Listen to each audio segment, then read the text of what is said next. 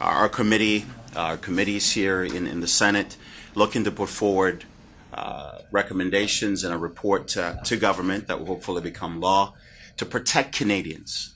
Mm-hmm. You talked to us about individuals being hacked. Mm-hmm. And companies who you cited earlier have spent millions and millions of dollars on their security architecture to protect, that data that's been provided by their consumers.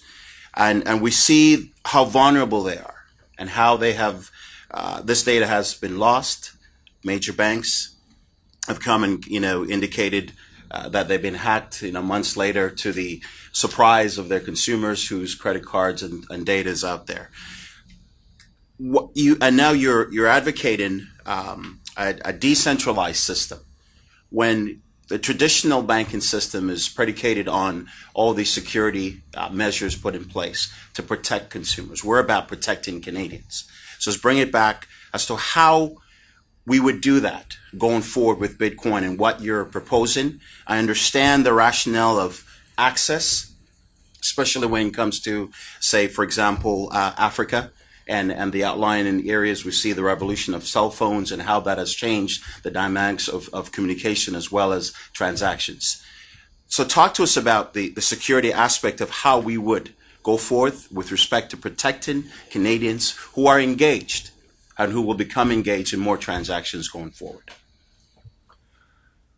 One of the big failures of regulation in the traditional environment is that with centralized identifiers and centralized regulation comes centralization of risk. So when an organization such as Home Depot or Target is hacked and they lose 60 million consumer identities, the reason that represents such an enormous impact is because they were storing 60 million user identities in the first place. And instead, if each one of those 60 million consumers had to be individually attacked, targeted, and hacked successfully, the possibility of that happening is much, much lower. So the advantage of a decentralized environment is that there is no central repository, motherloads, cache, vault, where everyone's identity is stored and therefore everyone's identity can be attacked at the same time. Bitcoin proposes a different model where the risk and the control are pushed out and put in the hands of the users. And the result of that is that it makes a system that is much more resilient to systemic risk. However, that means that the user themselves have enormous power, and with that, they have enormous responsibility. That control exposes them to individualized risk. Mm-hmm. How do we mitigate that risk, though? That risk is already being mitigated by innovations. So on the one hand, you have this increased exposure of the individual one by one. But on the other hand, we have programmable money. So the fact that it is programmable money allows us to invent completely new models for security. Whether those are specialized devices that control keys and never expose them to an internet environment, whether that is multi-signature transactions, where in order to release funds, a number of signatures are required to release those funds. Now, those signatures could belong perhaps to two different devices that the user carries. So they simultaneously need to authorize a transaction from their laptop and their mobile phone, which gives them a greater degree of security. You could have secondary or tertiary controls stored on paper or on a device that's kept offline in a vault at home, in a fireproof safe, whatever. Those are really the very basic things we're doing right now.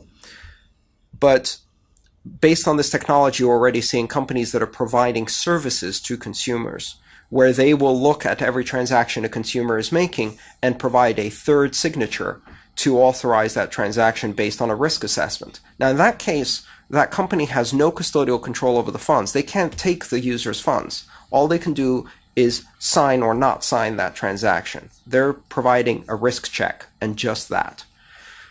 These are very interesting models we've never explored before because neither the user had enough control and the network was not open enough to allow this type of experimentation and access.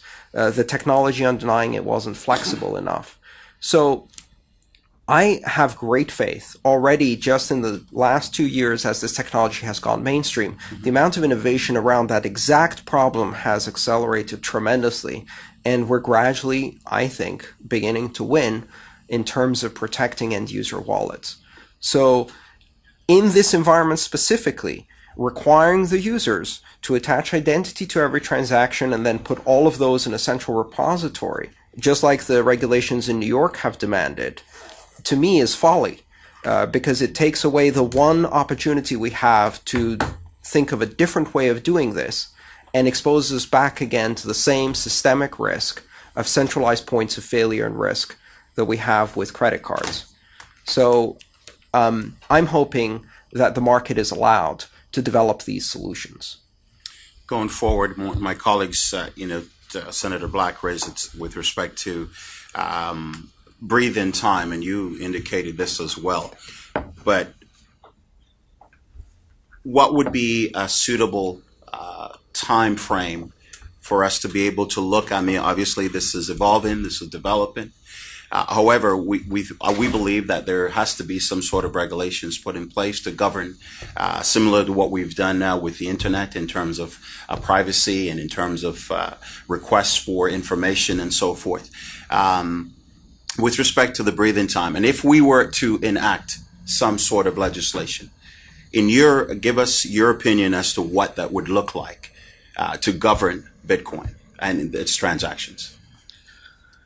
I think that if we look at the experience with the internet, the opportunity for the internet to develop its own models for self-regulation was extremely effective because it delivered a lot of good to a lot of people.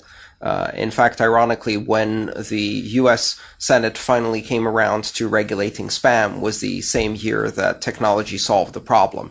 And so in some cases, waiting is the better option. I don't think there's a major problem with consumer access to Bitcoin at the moment in terms of the risk that it poses to consumers. However, there are particular areas where I believe your committee could offer clarity.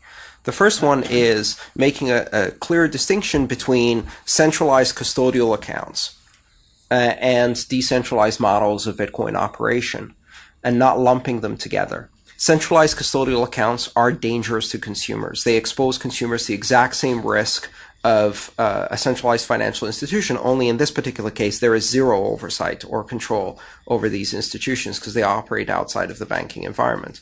So, for example, when CA Vertex came here and asked for regulation in that environment, that is a very sensible idea because CA Vertex has complete control of the user's keys and operates in a traditional centralized custodial manner.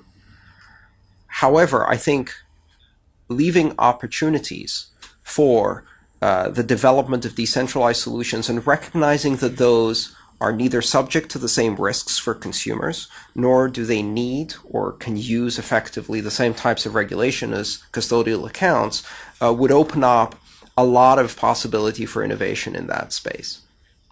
I think also it's important to carve out exceptions. For example, there are exceptions already in existing law in terms of personal use of small amounts of exchanges.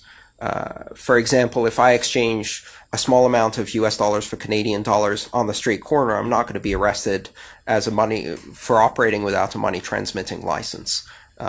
So I think it's important to recognize that on a small scale and for personal use, there should be clarity in the law that makes it clear that you don't require licenses to operate, and personal use as a consumer is not subject to banking level regulation, because that would be very useful in allowing further development of this technology. One final question, Chair. Indicated about the bad actors and a small percentage of them that are there. What systems do you currently have in place to deal with those individuals who would abuse the system? Traditional law enforcement has been tremendously successful in being able to track and stop such activities on the network. again and again. And so far, I haven't heard of any particular need for changing the way the network operates. And in fact, such a request would be met with no change, because this is a global network that isn't under the control of a single individual. I don't control Bitcoin any more than anybody else controls Bitcoin. So the network itself provides a level of transparency that law enforcement can use.